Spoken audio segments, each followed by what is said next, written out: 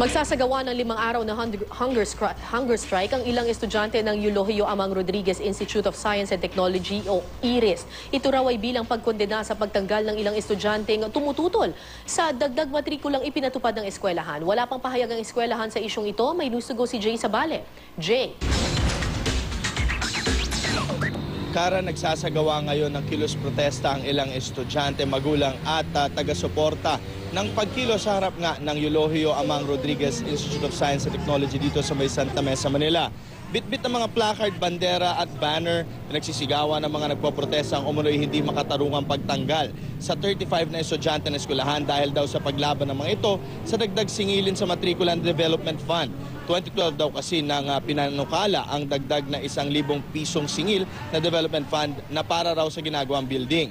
Marin daw itong tinutulan ng mga natanggal na estudyante na karamihan ay nasa student government na nagsagawa ng mga kilos protesta laban nga rito. Ngayong taon, di raw sila pinayagang makapag-enroll ng eskwelahan kung di raw sila pipirma sa isang waiver. Di raw sang-ayon ang mga ito sa waiver dahil ang mga nakasulat na probisyon dito tulad ng pag walang suot na ID ay tanggal daw agad at ang pagbabawal sa kanila na magsagawa o pagsali sa kung anumang kilos protesta para raw sa kanila ay pagsupil nito sa kalayaang ihayag sa mapayapang paraan ang kanilang mga hinaing. Ngayong araw rin ay sisimula ng mga estudyanteng natanggal ang 5 araw na hunger strike sa harap ng Valencia Gate ng IRIS.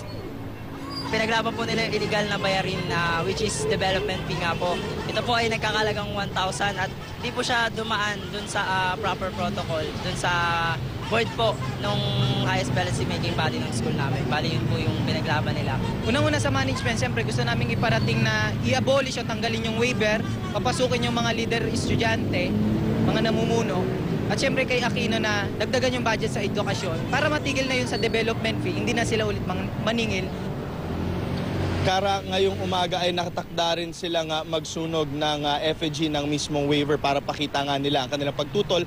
At anumang oras din ngayon ay kakausapin natin ang representante ng mismong eskwelahan para makuha naman natin ang kanilang side. Kara?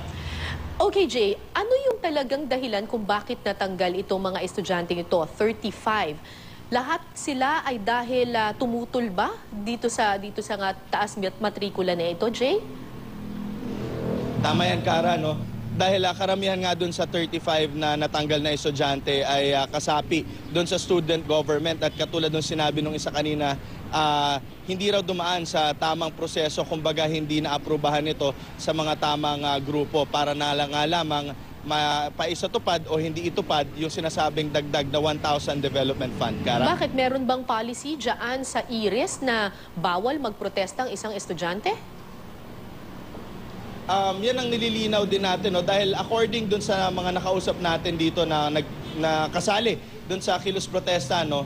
Dun sa waiver, ito pinapakita natin sa television ngayon, ito yung waiver na pwede raw silang mag-enroll ulit, pirmahan nila, pero nakasulat dyan ay bawal na silang sumali sa kahit anong klaseng kilos protesta. Kara? Maraming salamat sa iyo, Jay Sabale.